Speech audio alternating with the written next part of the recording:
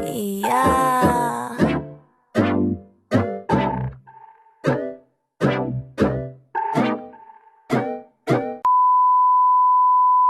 Kira-kira di edit PKL 2 ini sama siapa ya? Jangan kayak gitu, sedih. Kuat. Tetap kuat sampai tamat.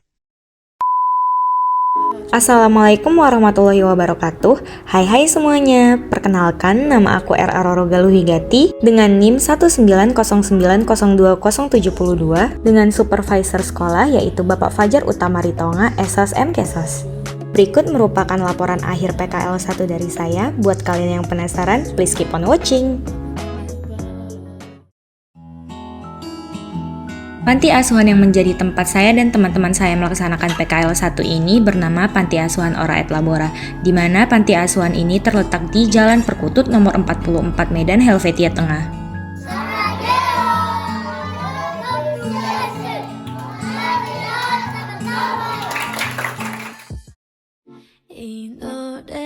Pada hari pertama PKL 1, saya dan teman-teman saya melakukan pendekatan kepada anak-anak panti agar mereka merasa nyaman dengan kami dan kami pun dapat menjalankan program kami dengan baik. Dalam proses pembelajaran, kami membagi mereka ke dalam 2 kelompok belajar. Yang pertama yaitu kelompok belajar anak yang dimulai dari usia 5-12 tahun. Dan yang kedua yaitu kelompok belajar remaja yang berusia mulai dari 13-19 tahun. Untuk kelompok belajar kecil, kami mengadakan perlombaan mewarnai. Tidak lupa pula kami memberikan reward kepada mereka yang berhasil memenangkan perlombaan. Selamat!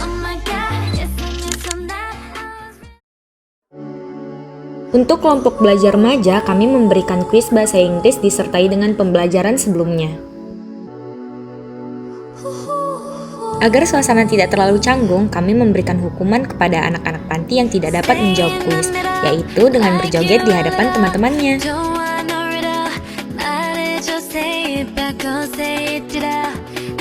Selanjutnya, kelompok belajar anak kecil nggak mau kalah nih dari kelompok belajar remaja. Mereka sangat antusias dan bersemangat dalam hal pembelajaran matematika. Mereka mendapatkan materi perkalian di mana mereka wajib menghafalkannya. Tak lupa pula mereka melaporkannya kepada kami agar kami dapat memantau perkembangan dari pembelajaran mereka. Nah, biar anak-anak panti nggak begitu stres nih kan ya, karena belajar terus-terusan, kami pun mengadakan perlombaan kecil-kecilan yaitu perlombaan stick. Kami juga memberikan reward kepada mereka yang berhasil memenangkan perlombaan sebagai bentuk apresiasi kami terhadap mereka.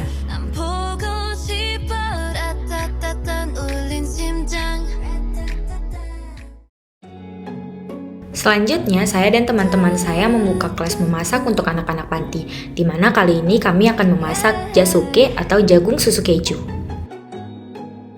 Anak-anak panti pun ikut andil dalam proses pembuatan jasuke.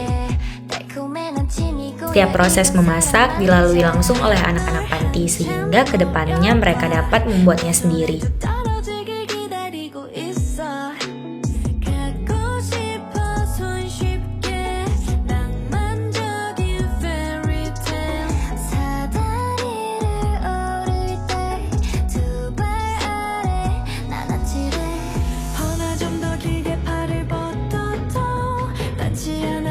Nah, akhirnya nih mereka menikmati hasil dari kerja keras mereka sendiri.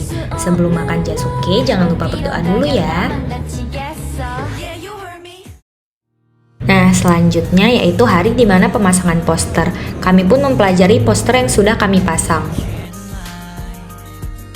Poster saya sendiri berisikan tentang lindungi bumi kita. Di sini saya mengajak teman-teman panti untuk menjadi pahlawan bumi dengan menerapkan 3 langkah mudah. Yang pertama dengan cara mendaur ulang sampah, yang kedua dengan cara mengurangi sampah-sampah yang tidak perlu, yang ketiga adalah memakai kembali sampah yang dapat didaur ulang.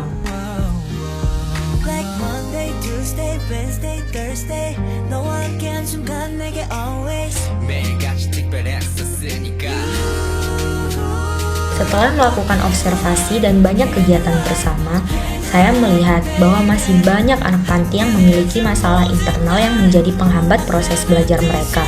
Banyak dari mereka yang tidak bisa paham dengan baik materi yang sudah diajarkan. Mereka tidak memiliki keberanian untuk bertanya mengenai materi yang belum mereka pahami. Ketika diberikan tugas, mereka tidak mengerjakannya dikarenakan mereka tidak memiliki kepercayaan diri untuk mengerjakannya. Hal tersebut terjadi karena mereka takut apa yang sudah mereka kerjakan ternyata salah. Alhasil, banyak anak panti yang masih sangat amat tertinggal mata pelajaran dasar untuk anak seusianya.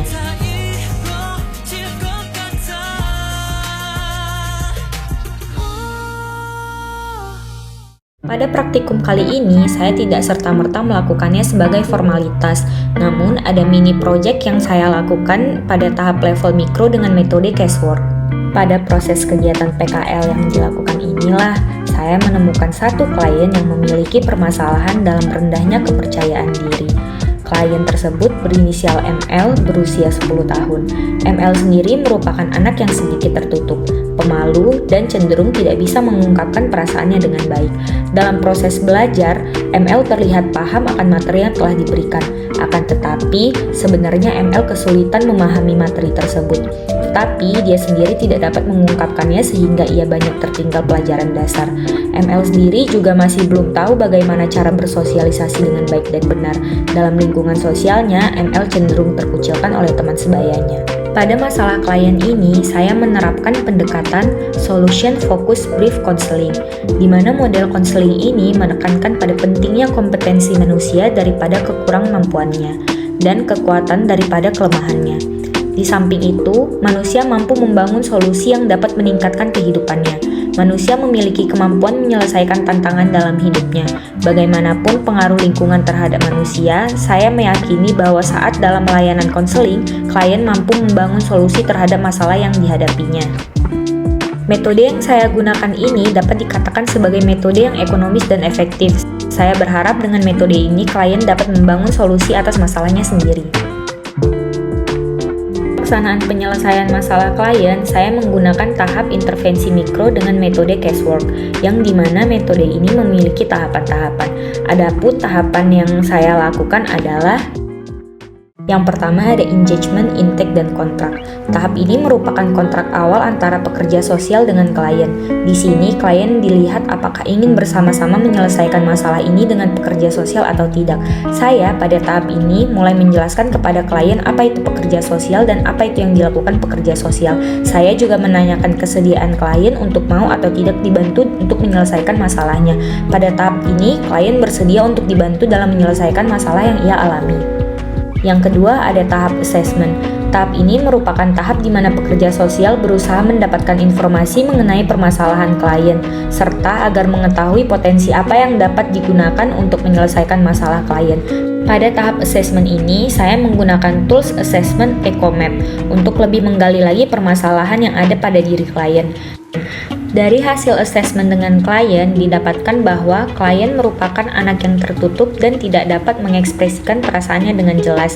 Maka dari itu, klien sulit dalam bersosialisasi dengan teman sebayanya dikarenakan ia juga sering mendapat perlakuan tidak mengenakan dari teman-temannya, seperti dicemooh, dipukul, dan tindakan lainnya yang membuat klien merasa tidak nyaman, atau bisa kita sebut dengan bullying.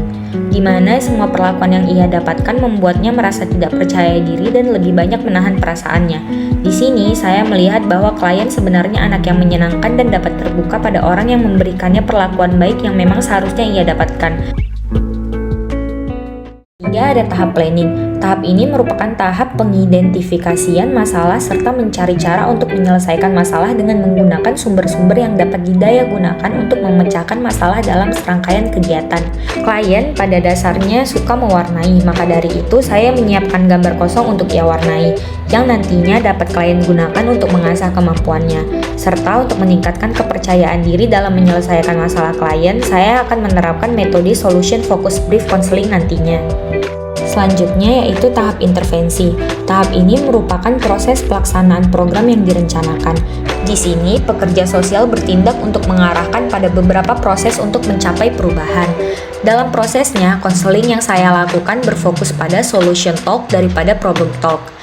Proses konseling diorientasikan bagi peningkatan kesadaran eksepsi terhadap pola masalah yang dialami dan pemilihan proses perubahan secara sadar. Peningkatan kesadaran eksepsi terhadap pola masalahnya dapat menciptakan solusi.